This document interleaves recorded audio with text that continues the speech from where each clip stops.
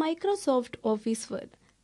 Microsoft word എന്ന software open ചെയ്യുന്നതിനായി അതിൻ്റെ ഷോർട്ട് കട്ട് ഐക്കൺ ഡെസ്ക്ടോപ്പിൽ ഈ രീതിയിൽ ക്രിയേറ്റ് ചെയ്തിട്ടുണ്ടെങ്കിൽ അതിൽ ഡബിൾ ക്ലിക്ക് ചെയ്തോ അല്ലെങ്കിൽ സ്റ്റാർട്ട് ബട്ടൺ ക്ലിക്ക് ചെയ്ത് പ്രോഗ്രാമിനെ മെനുവിൽ നിന്ന് മൈക്രോസോഫ്റ്റ് വേർഡ് എന്ന മെനു ഐക്കണിൽ ക്ലിക്ക് ചെയ്തോ ഓപ്പൺ ചെയ്യാം. മൈക്രോസോഫ്റ്റ് വേർഡിൻ്റെ വിൻഡോ ഓപ്പൺ ആയിരിക്കുകയാണ്. ഇതിൽ ഏറ്റവും മുകളിലായി മൈക്രോസോഫ്റ്റ് വേർഡ് എന്ന് എഴുതിയിരിക്കുന്ന ടൈറ്റിൽ ബാറും റൈറ്റ് സൈഡിൽ തന്നെ മിനിമൈസ് ബട്ടൺ, തന്നെ റിസ്റ്റോർ ബട്ടൺ, ക്ലോസ് ബട്ടണുകളും കാണുവാൻ സാധിക്കും. അതിന് തൊട്ടു താഴെയായി ഫയൽ, എഡിറ്റ്, വ്യൂ തുടങ്ങിയ മെനു ബാറും മെനു ബാറിന് തൊട്ടു താഴെയായി സ്റ്റാൻഡേർഡ് ടൂൾ ബാറും കാണുവാൻ സാധിക്കും.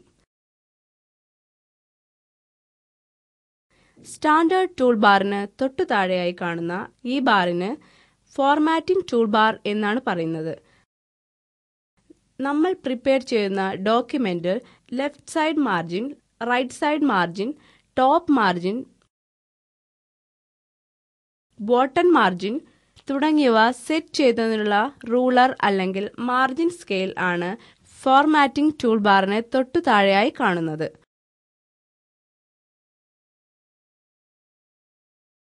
ഒരു വേർഡ് ഡോക്യുമെന്റ് തുറന്നു വരുന്നത് തന്നെ ഡാറ്റ സ്വീകരിക്കുവാൻ സജ്ജമായ രീതിയിലാണ്. ഡോക്യുമെന്റിന്റെ വർക്ക് ഏരിയയിൽ ഇതേ രീതിയിൽ കഴ്സർ ബ്ലിങ്ക് ചെയ്യുന്നതായി കാണാം. ഇപ്പോൾ നമ്മൾ കീബോർഡിൽ ടൈപ്പ് ചെയ്യുകയാണെങ്കിൽ ടൈപ്പ് ചെയ്യുന്ന ലെറ്ററുകൾ കഴ്സർ ബ്ലിങ്ക് ചെയ്യുന്ന ഇവിടേക്ക് വരുന്നതായി കാണാം.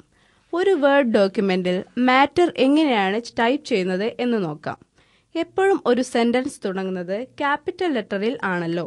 സാധാരണ നാം ടൈപ്പ് ചെയ്യുമ്പോൾ ഡോക്യുമെന്റിൽ സ്മാൾ ലെറ്ററുകളായിരിക്കും പ്രത്യക്ഷമാവുന്നത്. ഇവിടെ നാം ഇപ്പോൾ ഒരു സെന്റൻസ് തുടങ്ങുകയാണല്ലോ.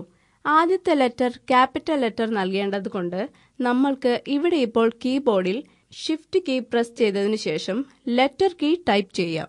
ശ്രദ്ധിക്കുക, നമ്മൾ കീബോർഡിൽ നിന്നും ഷിഫ്റ്റ് കീ പ്രസ് ചെയ്ത് ടൈപ്പ് ചെയ്തതിനാൽ ഇവിടെ ക്യാപിറ്റൽ ലെറ്റർ വന്നിരിക്കുകയാണ്.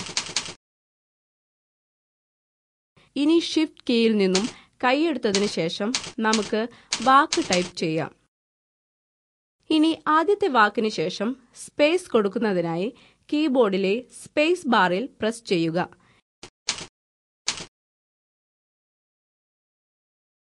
ഇനി അടുത്ത വാക്ക് ടൈപ്പ് ചെയ്യാം. ഇതുപോലെ നമുക്ക് ടൈപ്പ് ചെയ്യാം.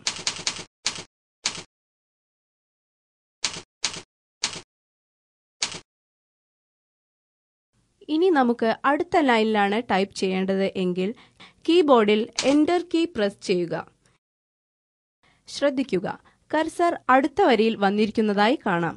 ഇനി ഇതുപോലെ നമുക്ക് ഇവിടെ ടൈപ്പ് ചെയ്യാം.